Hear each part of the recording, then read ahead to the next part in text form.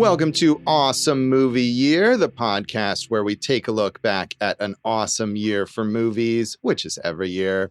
My name is Josh Bell, film critic and writer, and I'm joined by my co-host. I'm Jason Harris, filmmaker, comedian of Earth. Yes, Jason Harris of Earth is here on this episode of our season on the films of 2012. And this here is our flop episode in which we will be talking about John Carter, the most imaginatively named film ever made. And Josh, when doing the research, they talked about what a mistake it was to just call it John Carter and not call it John Carter of Mars or Princess of Mars or something, a little more gusto to it. Right. Yes. To give you a sense of what this movie is, rather than just a very boring sounding person's name that most viewers would not have been familiar with. But he's no Coach Carter. He's no Coach Carter. That's a good point. Who is John Carter? He is a character from a series of novels by Edgar Rice Burroughs. This is based on the first novel in that series, which is called A Princess of Mars, much better title, and was released originally in 1912. And this is a movie that in one form or another had been kind of in the works for like decades. People had been attempting to adapt these Edgar Rice Burroughs novels. Almost a century, like since the 20s or 30s, right? Right. So. Yeah. I mean, various people, since the early days of the book being popular and Burroughs having this whole series of books that went all the way through into like the late 40s, right before he passed away. And there were many efforts starting in, I believe, 1931. So yeah, almost a century ago, with an effort to potentially make it into an animated film. And then a long period of not really much happening with it. And I think somewhere around the mid to late 80s, development starting again. And along that period, various directors who might have been at the helm of this, including John McTiernan, Robert Rodriguez, Kerry Conran of Sky Captain and the World of Tomorrow, which I think would have been the best choice here, really, and Jon Favreau. So a range of people who did not make this film. Yeah, I think Kerry Conran or Robert Rodriguez could have done a good job with it. Yeah, I think in both cases, those are directors who would have really leaned into the pulp aspect of it and also the sort of virtual production aspect. Kerry Conran, a big pioneer with that, and Robert Rodriguez having just come off of Sin City. But instead, we got Andrew Stanton is the director who I would have thought would have did a good job too. Yeah, potentially. This was his first live action film. He, of course, was a huge success working at Pixar, directing Finding Nemo and WALL-E. And it seems like everyone pretty much who was involved at some point in attempting to make this movie was someone who was really passionate about this book.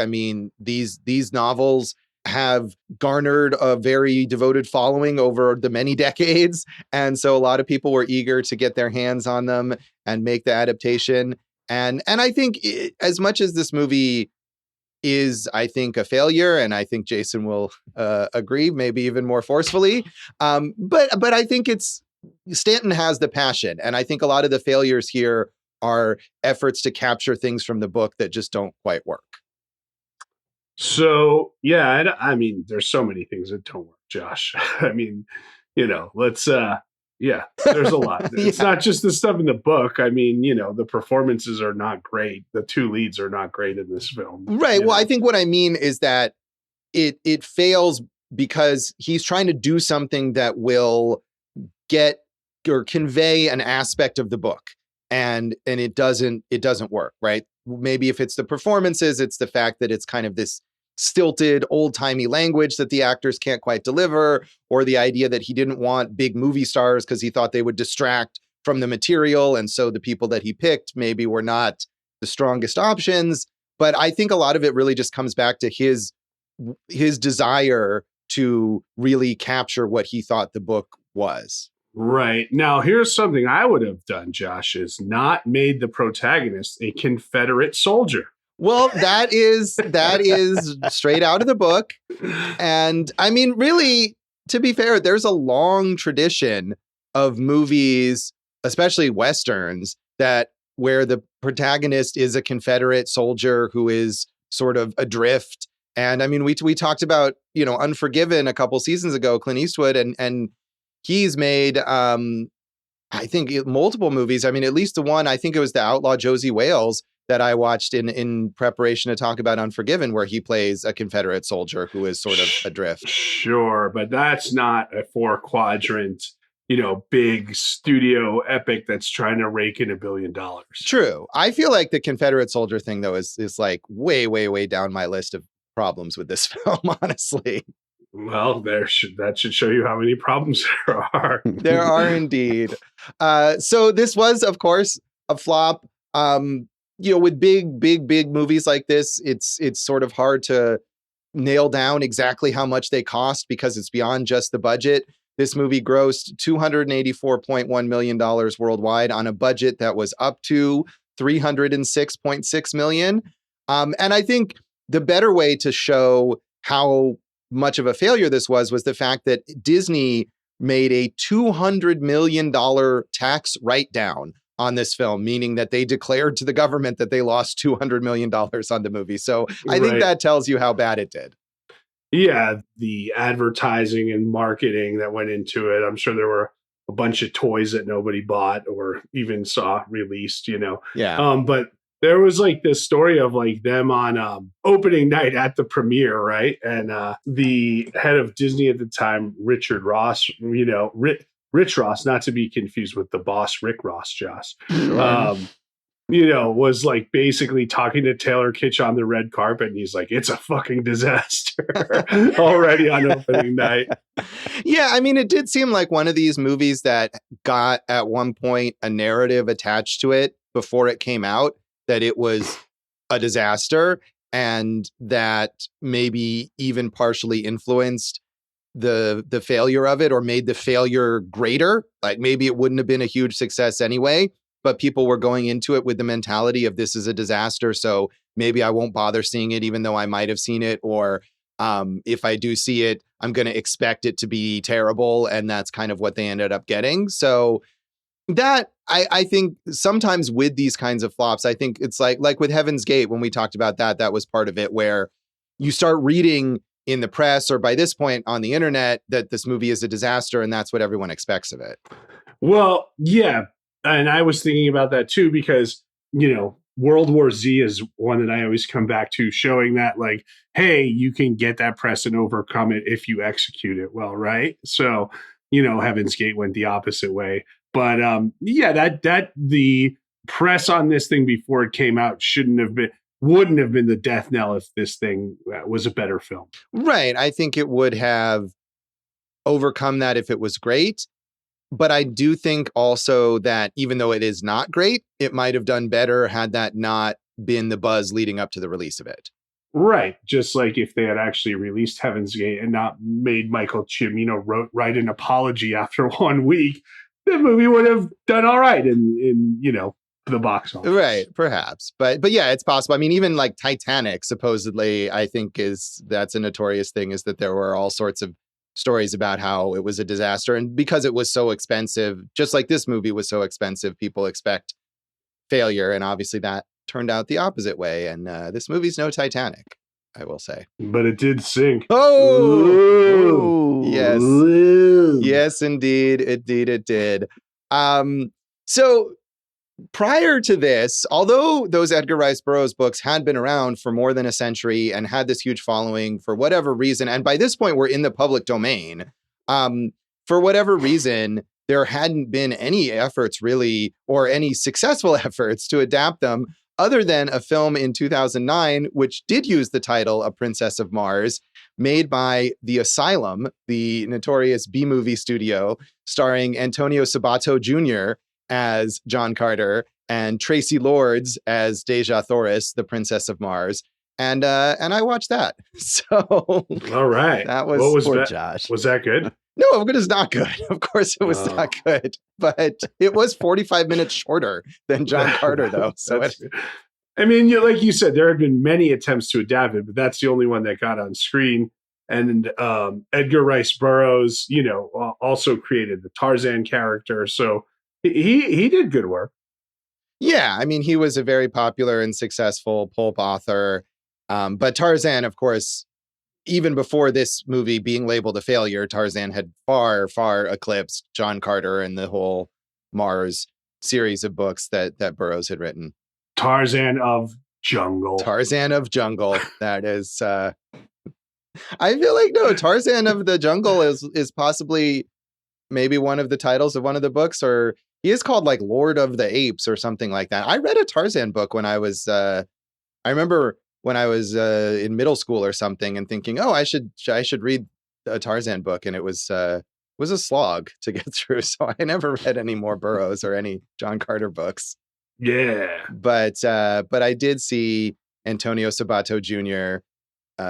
Look befuddled throughout his film as John Carter. So there's that.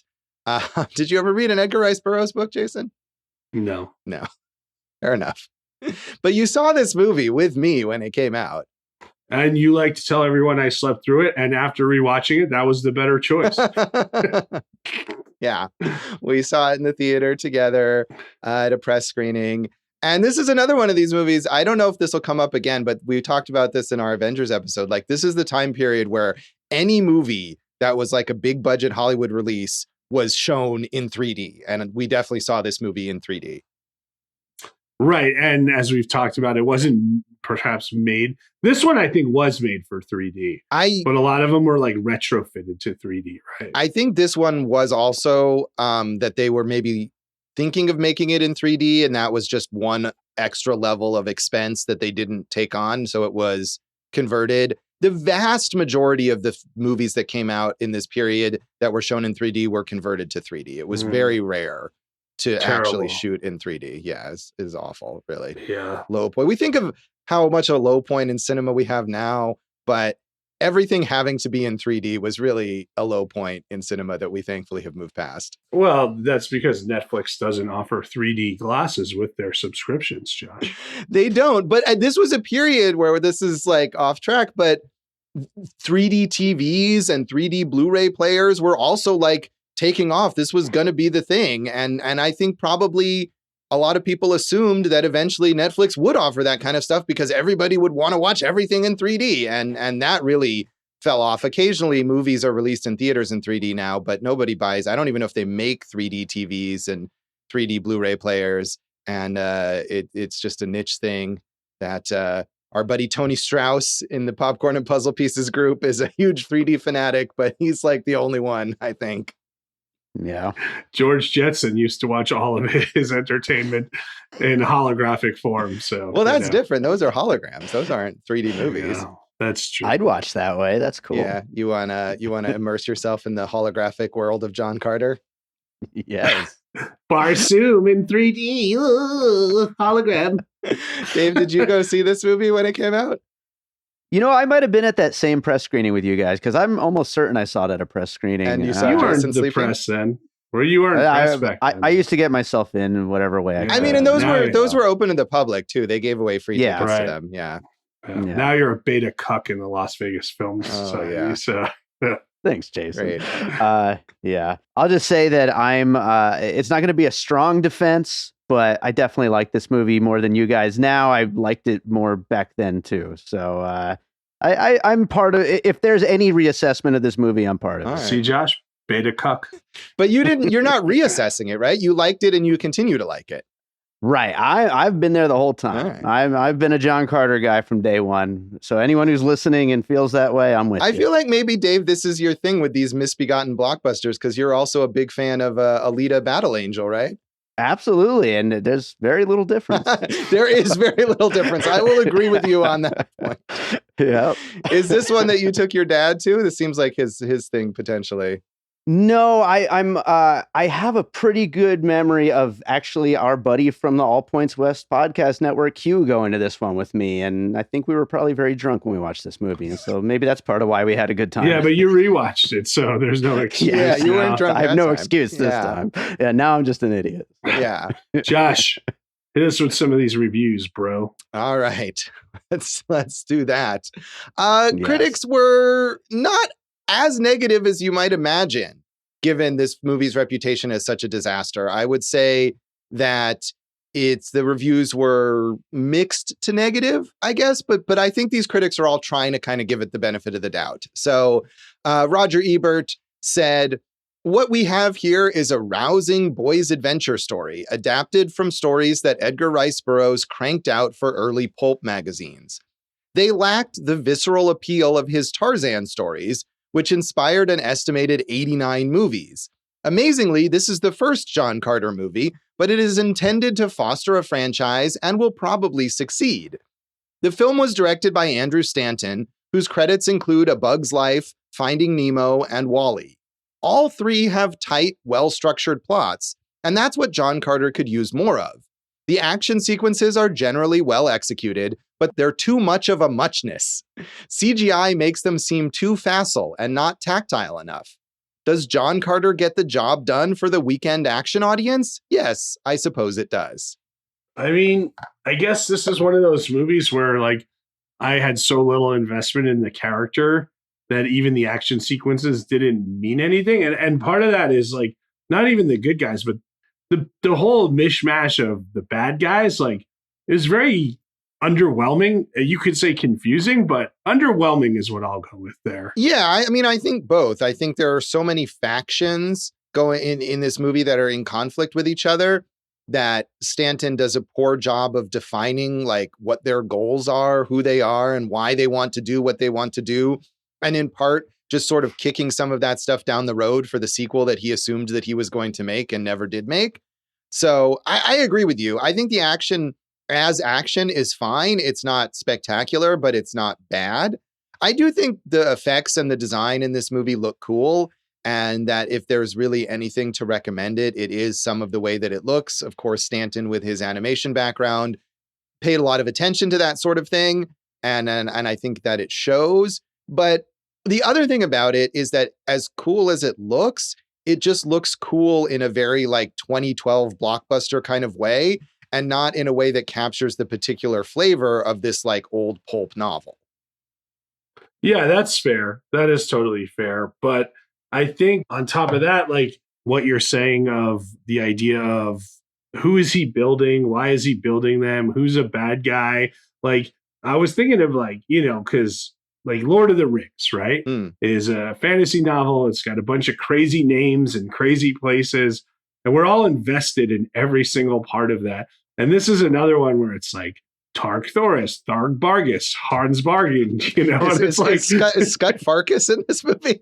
Yeah, Bob Job, blah, blah, blah, blah, blah, blah, blah, blah.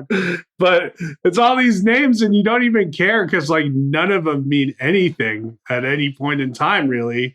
And it's interesting to compare those two because they're, one succeeded at the highest level and this one failed at the most basic level. Right. Yeah, I think you're right. And I think it could have been easy for the Lord of the Rings movies to go in this direction in the hands of someone who didn't have the proper handle on that. And on the other hand, if Peter Jackson had directed John Carter, maybe it would have worked out better. But I don't think he was ever in the running for this one. That's okay. Yeah. He actually he got to make some crappy fantasy adaptations anyway. So all worked out for everyone. Owen Gleiberman in Entertainment Weekly was not a fan of this at all. He said, "John Carter, a $250 million spectacle based on the very first Carter novel, marks the live-action directorial debut of Andrew Stanton, one of the wizards of Pixar. But Stanton's visual brilliance, as well as his storytelling wit, gets lost amid all the blah hardware and monochromatic dust. There is hardly a moment in John Carter that isn't stamped by the generic spirit of franchise filmmaking. Stanton seems to have forgotten the first rule of digital effects. They don't work unless they're fully integrated. But then nothing in John Carter really works since everything in the movie has been done so many times before and so much better. Yeah, that franchise element, Josh, like, I do think that's a big thing because, like, you know, if you look at what he did with like Finding Nemo, right? You tell a full story and then they didn't leave it open for a sequel. But then when they were like, hey, we have an idea for a sequel that makes sense, we tell that story. But Stanton here, again, this is a Lord of the Rings comparison, right? Went in with like, I'm going to do this, and then Gods of Mars and whatever else. So Soldier, I don't know what the third one was, right? But there were three of them that he was planning. And he released just a few years ago how he was going to get into the second one. And so I read about that, and it was just as shitty. All right. I thought that was maybe going to be a redemption of some kind, but apparently it wasn't. It basically was like a real easy reset to be like, oh, now here we go again with all the bullshit. So, yeah. That was going to be the opening crawl, like in Star Wars. Now here we go again with all the bullshit. But yeah, I mean, I think, you know, the comparison to Lord of the Rings is interesting too, because of course, if Peter Jackson, and this is obviously not how the production worked because they made them all at the same time, but if he had made just the Fellowship of the Ring and then it had failed, you wouldn't have watched that movie necessarily and thought, oh, what a satisfying movie on its own. Of course, it's not.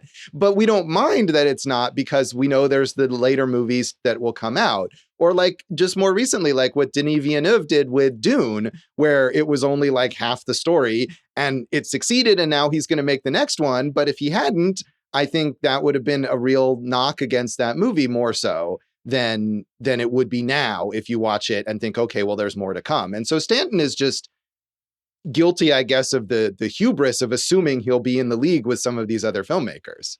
Yeah, I mean, and he had a great track record, but it's a different thing when you can go and like show an entire movie and then be like, 24 minutes of it don't work, let's rewrite it and reanimate it and do that, as opposed to something like this where even though there were extensive reshoots, it just didn't work. Also, as I said, Albert Brooks, Ellen DeGeneres, more charismatic than Taylor Kitsch and company here. I mean, even you got Willem Dafoe, who's like one of our favorite actors out there. His character is boring as hell. Yeah, he plays one of the Tharks, the giant green four-armed Martians, and they're all pretty boring and kind of interchangeable in a way. I mean, there was at least one in the credits where I was like, "Oh, that actor's in it. Who did they play?" And you know, you're talking about all the weird names, and I read the name in the credits. I was like, I don't know who that was, but I guess that person was in this movie. So good for them. Yeah, his work as Tars Tarkas doesn't really do much. Right, Tars Tarkas, and I had the benefit of having seen that other shittier movie, which also has the same character name. So I was like, oh yeah, Tars Tarkas, that's the guy from the Antonio Sabato Jr. movie. I know who that is. Oh yeah, it's Tarkas, you know. Yeah, him. He was. They had the like Halloween costumey looking makeup in that movie rather than the CGI, but. The hottest Halloween costume of 2012, Tars Tarkas. Yeah, exactly. Be a Thark. I'm sure that's what Disney and Andrew Stanton were hoping for, was for something like that to happen. But again, I think one thing that Owen Gleiberman points out here that's important is that this movie just looks like every other would-be blockbuster from this era. And also because these John Carter novels had been so influential on so many other sci-fi movies in the past, even though it's based on something that pioneered a lot of this stuff, it looks like it's an imitator of things like Star Wars or Dune or whatever, because those things came afterwards and reached a film audience, whereas this one didn't.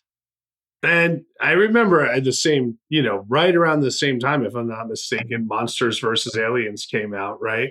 Which Cowboys versus Aliens, which was terrible also, and looked the same and felt like the same exact movie. Right. No, that's true. And that was directed by Jon Favreau. And I think that was one of the factors here that made Disney nervous about this movie, that had come out and had kind of underperformed. And you're right. And that's not based on century-old source material. That's based on some comic book that had been published like the year before that nobody read, just for the sake of creating some IP. And that's the problem, that they can't differentiate this movie. I mean, at least Jon Favreau learned that lesson and then didn't immerse his whole career in just using other people's IP. Yeah, Jon Favreau has really found success in the IP recycling business, sadly. He's not just recycling though; he's world building, Josh. Well, we'll save the Jon Favreau discussion. We've already done it, I think. I think so too. So Todd McCarthy in The Hollywood Reporter was a little more generous. He said, given that it's based on a pioneering work of science fiction, there can be little surprise that John Carter feels like a hodgepodge of any number of familiar elements, some of which were no doubt borrowed by others from Edgar Rice Burroughs and brought full circle here. This Disney extravaganza is a rather charming pastiche, if perhaps not one with sufficient excitement and razzle-dazzle to justify the reported $250 million production budget.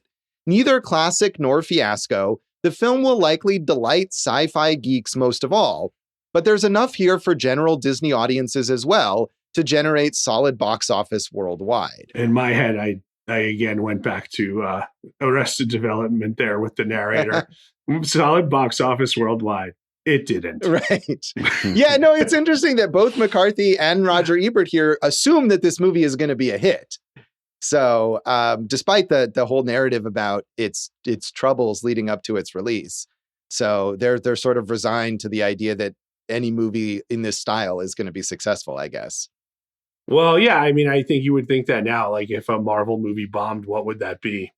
Yeah. What on earth would that be, Josh? We'll find out later this month. Yeah, I mean, we haven't really had that, but you think it's got to be inevitable, right? I mean, even when something like Eternals underperforms, it's only slightly in comparison to the right or Morbius or something. Right. Well, yeah, and that's a genuine failure, but that's of course not a Marvel Cinematic Universe movie, so they can brush that aside or whatever.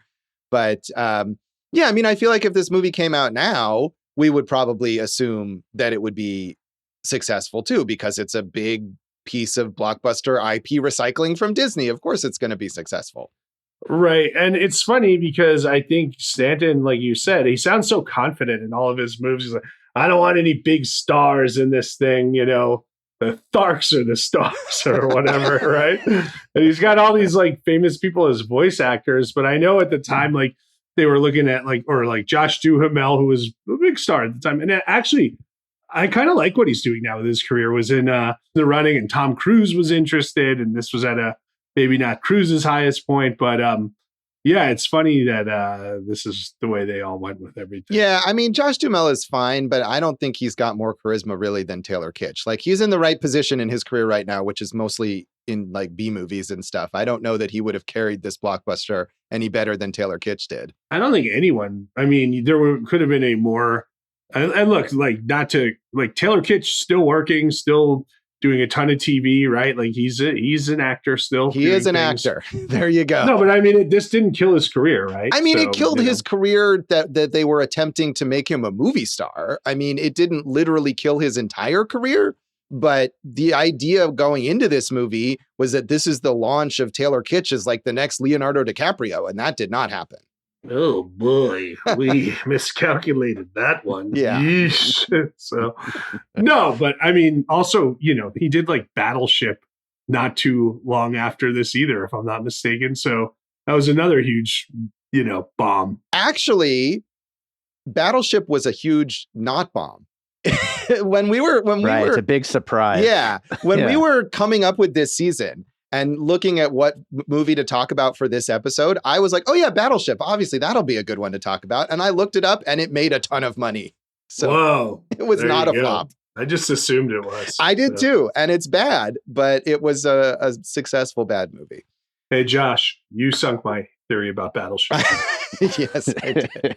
Jason, do you have any other background stuff? There's a ton here, but anything in particular that you want to bring up? Right. Yeah, we've talked a lot about a lot of things here, Josh. We have. Well, no, because I mean, Taylor Kitsch and Lynn Collins, who are the two leads in this thing, they worked together on X-Men and Wolverine, right? Before this, X-Men Origins Wolverine. Which is it's like the worst X-Men movie ever. So they had that going for them. And that really worked out. Yeah, it did. It did indeed. Casting choice is questionable here, I think we can say. So we'll come back then in a moment and talk more of our general thoughts on John Carter.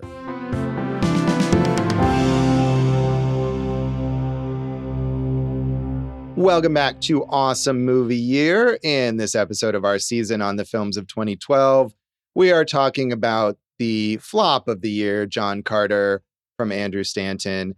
And I feel like maybe we should go through the plot of this movie, but it would take the rest. Go for it, Josh. So much. Explain it to me. So much plot in this movie. This movie it has like 4 prologues and 5 epilogues. It's just so poorly structured. It's really unfortunate. I mean, someone should have thrown that script in the River Is. The River Is. Heyo. Yes. Heyo. That's a thing, right? Where they go to find Isis, the goddess of something, of Mars. I don't know. Ask Dave. He likes this stupid movie.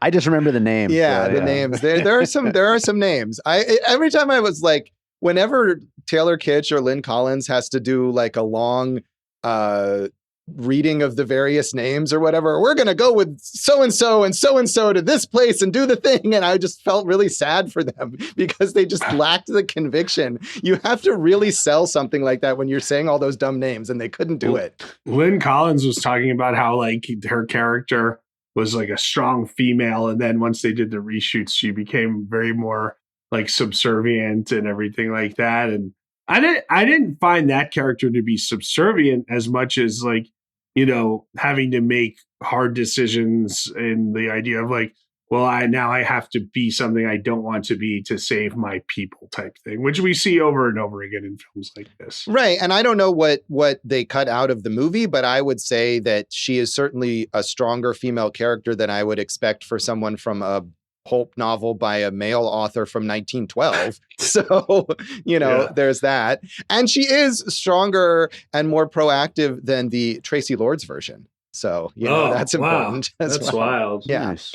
But okay. So, I mean, all that you really need to know about the plot of the movie is that John Carter of Earth is a human person. Earthling in the post-Civil War era, who is looking for gold in Arizona, stumbles into this cave, and ends up transported to Mars, where he is very confused. Barsoom, yes. Mars, the planet we know as Mars, and that the inhabitants of it call Barsoom.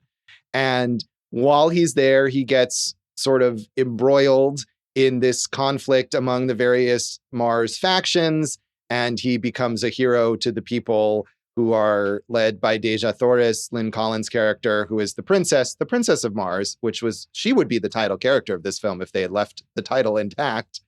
And I mean, I think that's really all, like, for all its confusingness, it's just like guy battles stuff. That's really all you need to know about it. Well, the problem is like, it's not like guy battling one enemy. It's like guy battling enemy and then enemy of enemy and then teaming up with enemy of enemy of enemy to maybe fight off enemy and enemy of enemy, right? Yeah. And it's too much of that. You got Dominic West in here and Mark Strong, who are, really good actors. I mean, and Dominic West's character is just like, I mean, you could have cut that whole character all along. That's like you're going to marry the princess and then kill her and then you're going to take over. And, he was just a puppet of like these like Mars gods, right? Who were like running time. And it's like, well, why don't you do it a different way? Nah, we planned it this way. We're going to stick to this way, right? Like, and what a stupid explanation that is. They could have adjusted at any point in time. So that character sucks. Mark Strong, way better villain in Shazam. That's right. I said it. And then, you have John Carter. He's like a prize belonging to the Tharks. And there's like all this Thark rebellion against other Tharks, and it's just all bad, Josh, all bad. I mean, it is bad. And I think that is part of the problem, that guy fights other guys is really all you need necessarily, but they just keep throwing mythology stuff at you. And Mark Strong's character and the whole function of those weird gods, the Therns, is something that, as far as I could tell just from reading Wikipedia summaries, that Stanton really sort of changed and expanded on from the book. That the Therns are, I think, not even in this first book, and their function in the overall story or overall series is quite different than what they are doing here. And it seemed to me like he was trying at one point to use them as some sort of social commentary, because when Mark Strong captures John Carter at one, but John Carter gets captured like so many times in this movie. Even before he goes to Mars, he's always being captured. This guy. He is. And I feel like they're almost trying to make it like a running joke, but it's not funny.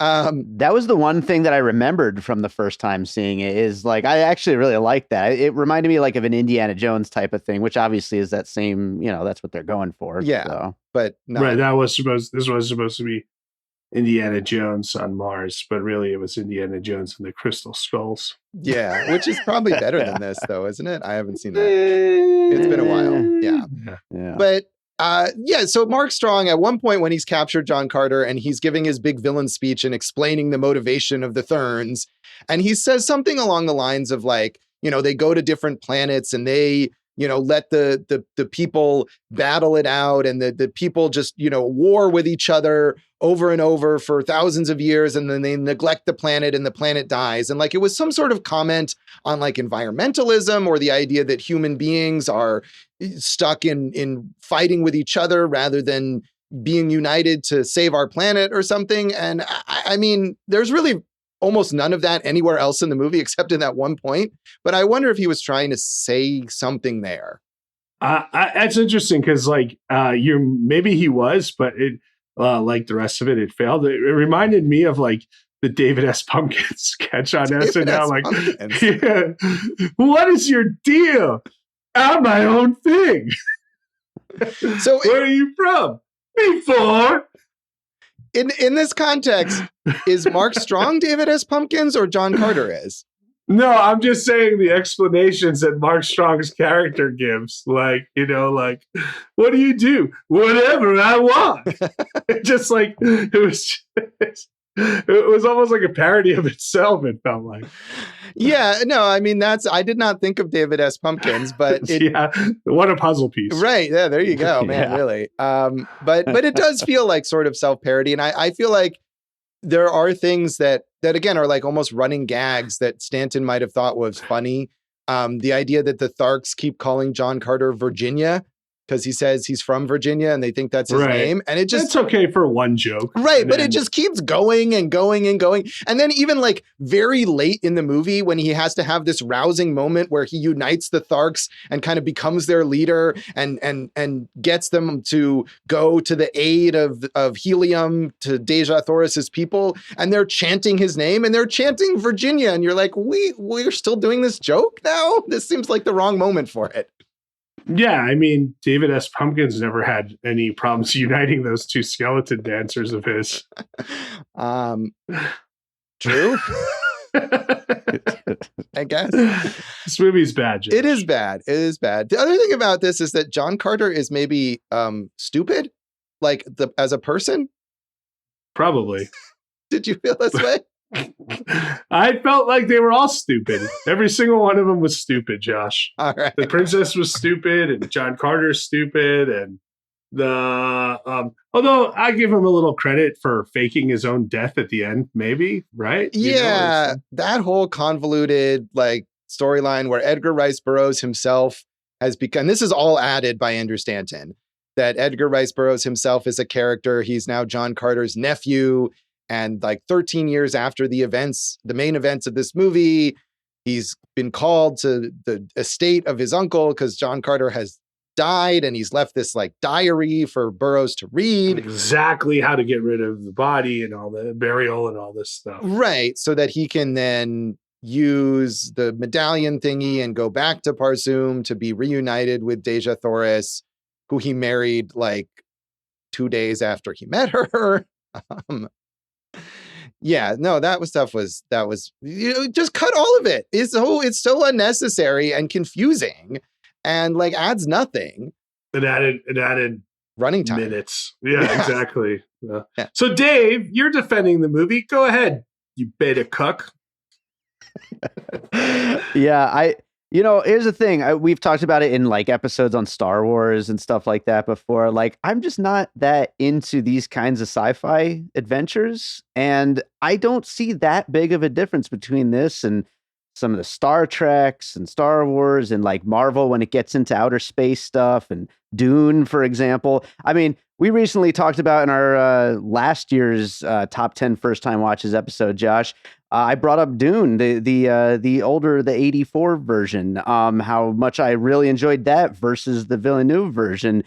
I guess when it's a big visionary swing of ridiculousness, I kind of tend to like these sci-fi things more than when they're actually serious and maybe a little bit more well done. So are you saying you enjoy this more than like Star Wars?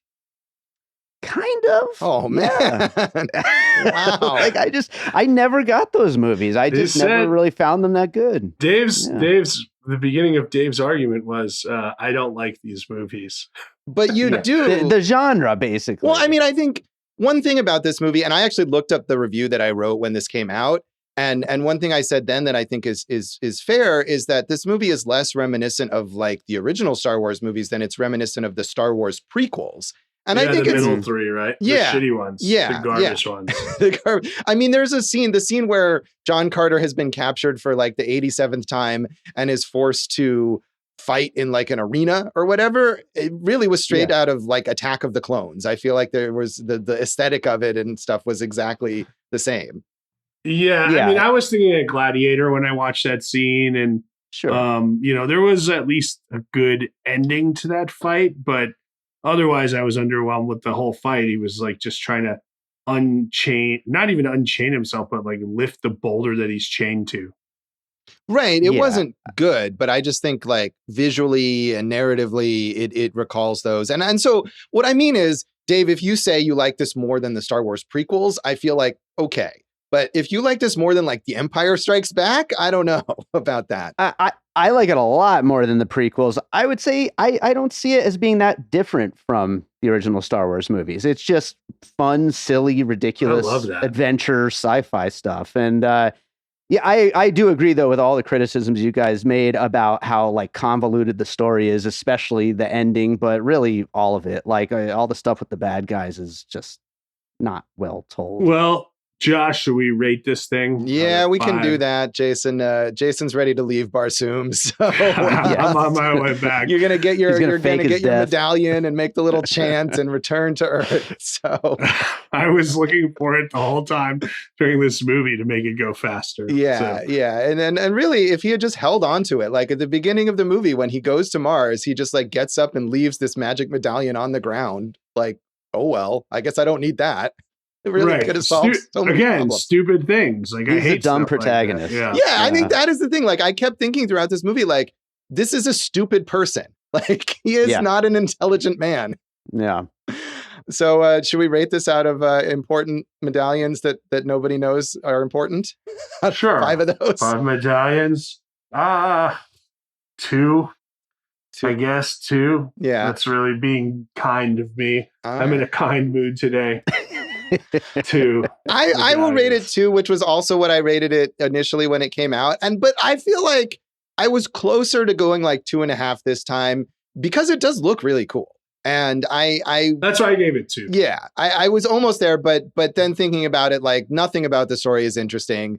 The characters are dumb. So I can still, we didn't even talk about the like space dog or whatever that annoyed the crap out of me. Yeah. He's no Doug. He's no Doug. Yeah, it's so true. All right, guys. Well, I'll give it 4. Yeah, Dave, are you going to rate this a 4? I'll back it down to 3.5 for you guys. But the space dog absolutely rules. I love him. You really think this is a 3.5 level film? It's at least a 3. At least a 3 to me. Yeah, I had enough fun with it, and it's very ridiculous. It's convoluted as hell, but I had fun with it. Yeah, we got to go back and listen to our Star Wars episodes and find out what Dave rated those movies. And I think there were 3s actually. So, yeah. Okay. Well, you know what? Good for you for sticking to your opinion, Dave. We appreciate that here. So we'll come back and talk about the legacy of John Carter.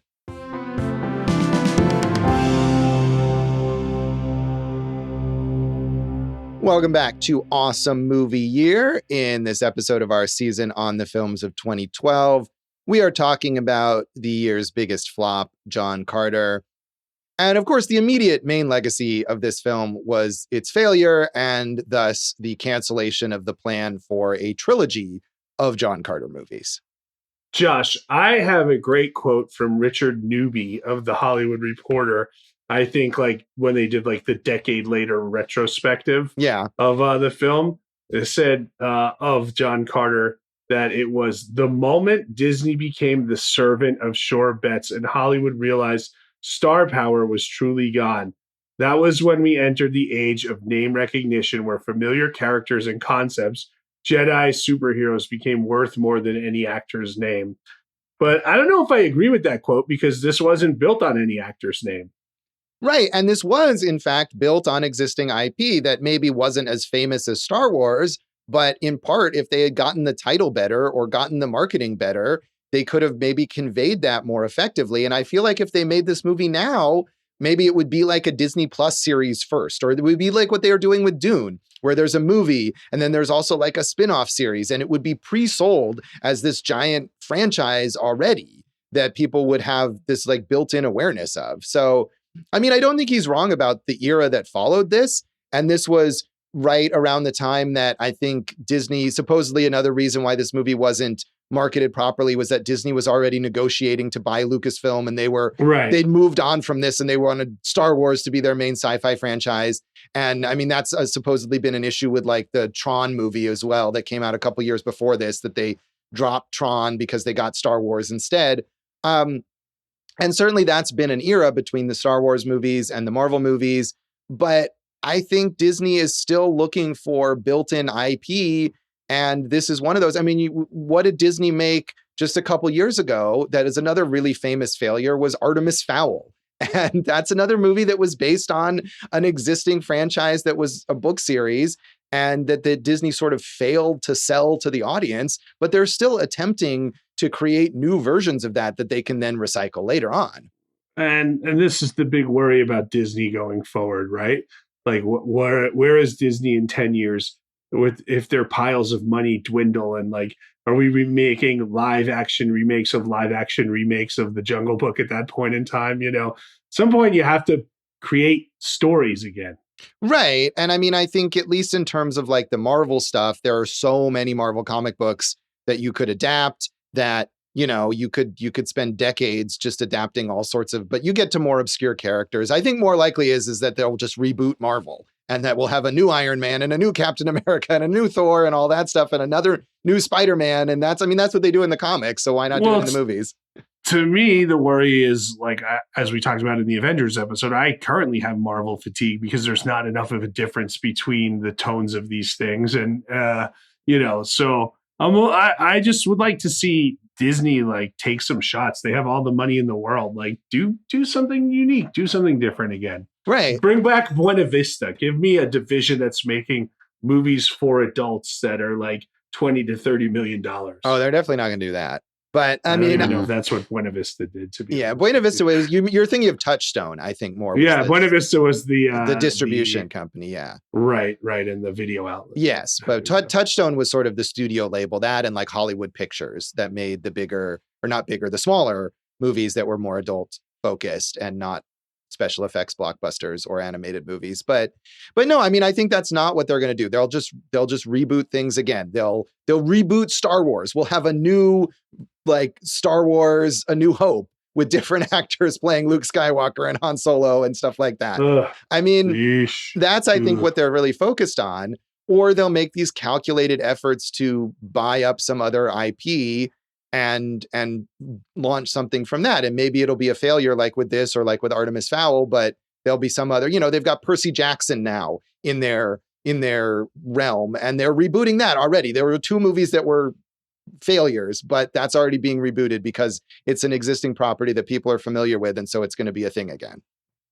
Well, Andrew Stanton, Josh, who had almost a pristine track record before this one, right? Yeah. And then, he won Best Animated Feature twice, Finding Nemo and WALL-E. And then after this big, strong comeback with Finding Dory, I think, and he's been directing TV like Stranger Things and For All Mankind. He's doing that new movie with Ethan and Maya Hawke, which could be cool, about a devoted Beatles fan attempts to break into the Alaskan hotel the band is staying in with the hopes of meeting George Harrison. Oh, is he's directing that? I think so, yeah. Oh, that's interesting because, I mean, he's definitely, like, the main result here was that he was sort of labeled director's jail. Right. But he was labeled a failure as a live action director, but he immediately went back to Pixar. And not only did he make Finding Dory, which was a huge success, but he's like a Pixar executive. He's the vice president of creativity for Pixar. And so he's involved in sort of the brain trust with every movie that they make. So he's extremely successful in that realm.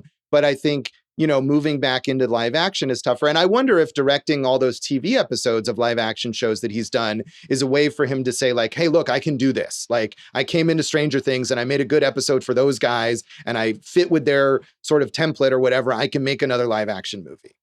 Right. And, like we've said enough bad about him, but I think like, look, he's made some of my favorite animated movies there is, but like, I don't watch this and think like, oh man, this guy can't direct a movie. It's just that like there was a separation between like putting something technically capable on screen and something with any emotional or visceral resonance to it.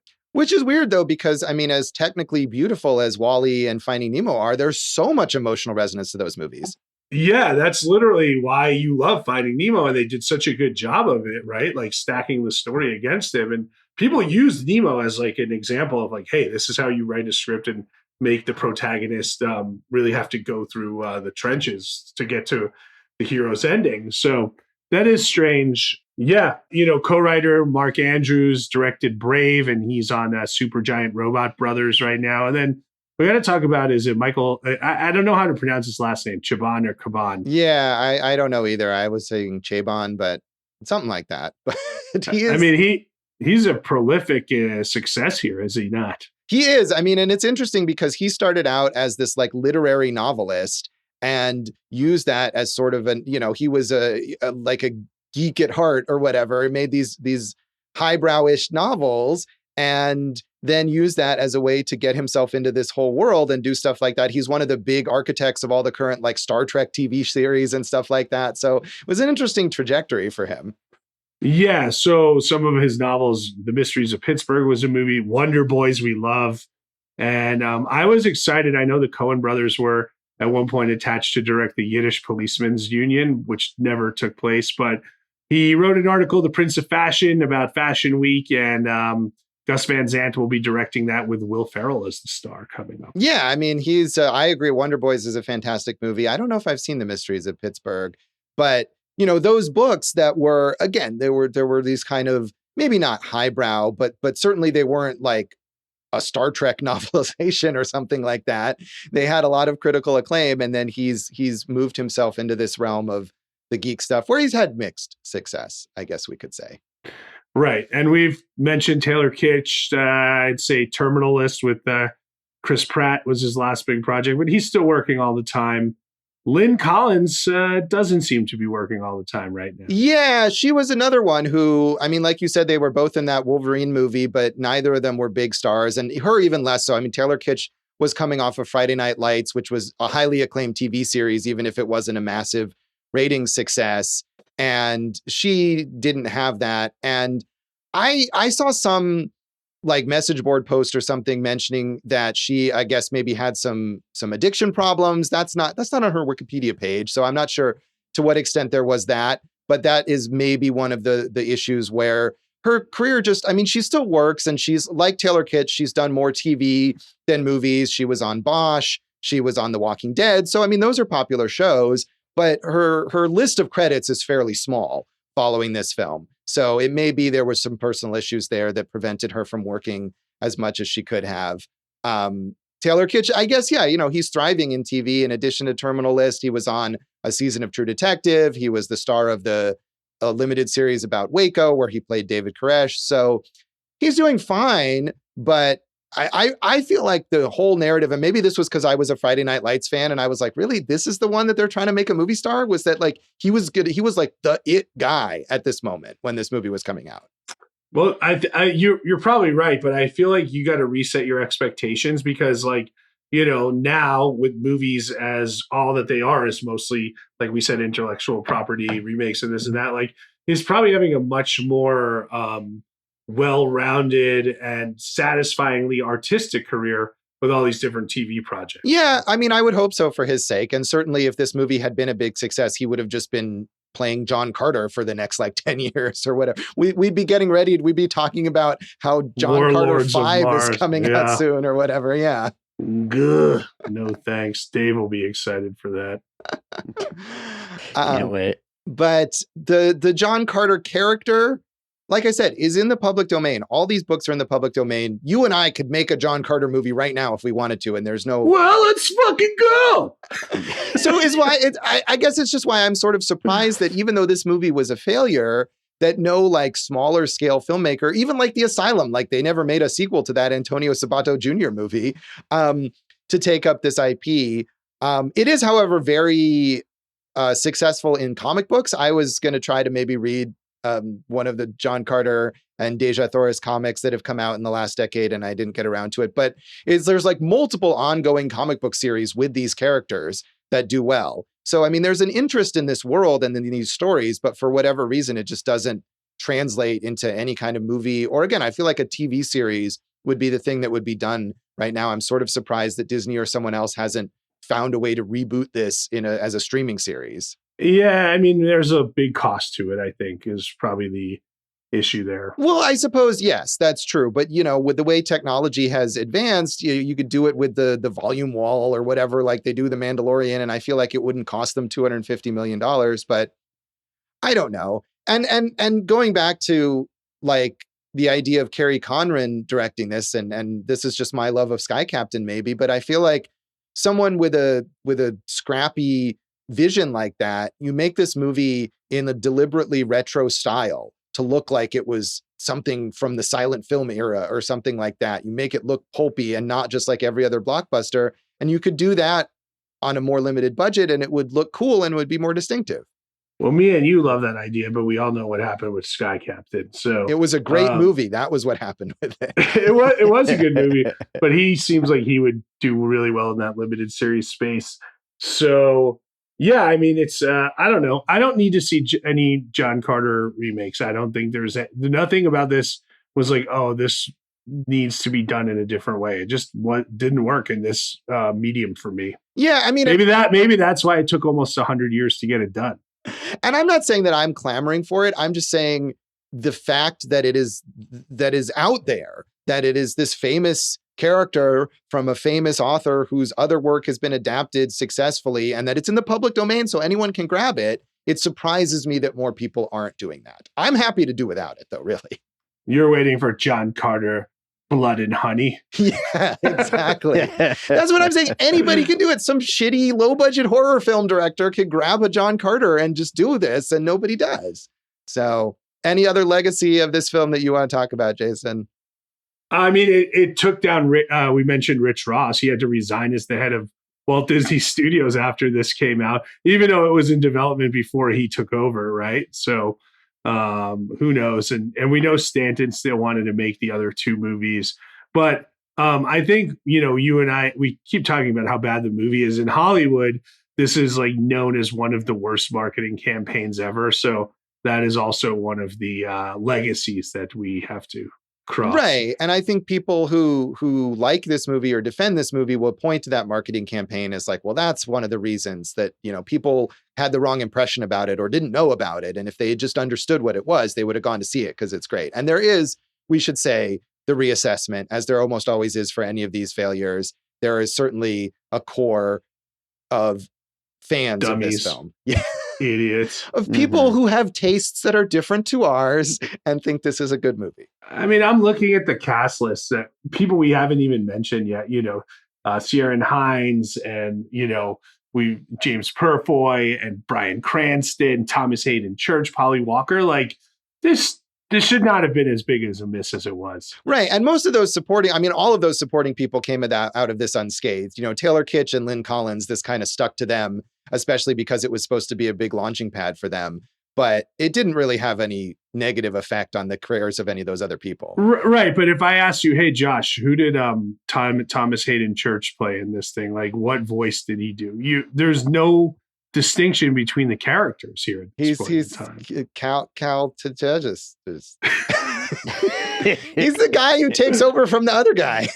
Right. You're right, but you know, there was really no distinction there. Like, I can rule better than you. Right. I have a raspy voice too, and I can rule better than you. Yeah. You know? Yeah. And you keep saying the voices, but these were motion capture performances. These people were on set in those dumb suits on stilts, giving it their all for this stupid ass movie. Yeah. Darks. Well, on that note, that's John Carter, and that is this episode of Awesome Movie Year. You can transport us to Mars online and on social media. Yeah, go on your machine, go beak, beak, beak, bark, and then you will find me at Jason Harris Comedy or Jay Harris Comedy on all the socials. Eat This Comedy, that's a website. It's kind of up now. It's a kind of a thing. And then don't forget, Eat This Comedy and the Trivia Party on Instagram. We're at awesomemovieyear.com, Awesome Movie Year on Facebook and Instagram, Awesome Movie Pod on Twitter. Where's our Mastodon account? I don't think we have time for that. There's still nothing on our Instagram. I don't know how many people are following us there, but they're very disappointed in us.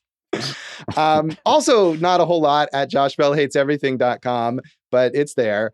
More at Josh Bell Hates Everything on Facebook, at Signal Bleed on Twitter, and at Signal Bleed on Letterboxd. And listen to our producer, David Rosen's awesome podcast, Piecing It Together. Check out Piecing It Together wherever you listen to podcasts. Follow us on social media at Piecing Pod, and join the Facebook group Popcorn and Puzzle Pieces, where there's got to be some more people who like this movie. I'm sure there are. And I mean, yeah, who cares? They're stupid idiots. Don't say that. They're our listeners. Oh, I love them. We want their support. Yeah, they're my favorites. Jason, what's in our next episode? Josh, we're going to the south of France, the Cannes Film Festival for the Palme d'Or winner, Amour. I'm happy and surprised that you've not done that accent, as we've announced so many episodes in the past related to that film festival. So yes, it is Michael Haneke's Amour. Tune in for that next time. And thanks for listening to Awesome Movie Year. Thank you for listening to Awesome Movie Year. Make sure to follow Awesome Movie Year on Facebook, at Awesome Movie Pod on Twitter, and at Awesome Movie Year on Instagram. And if you like the show, review us and rate us with 5 stars on Apple Podcasts.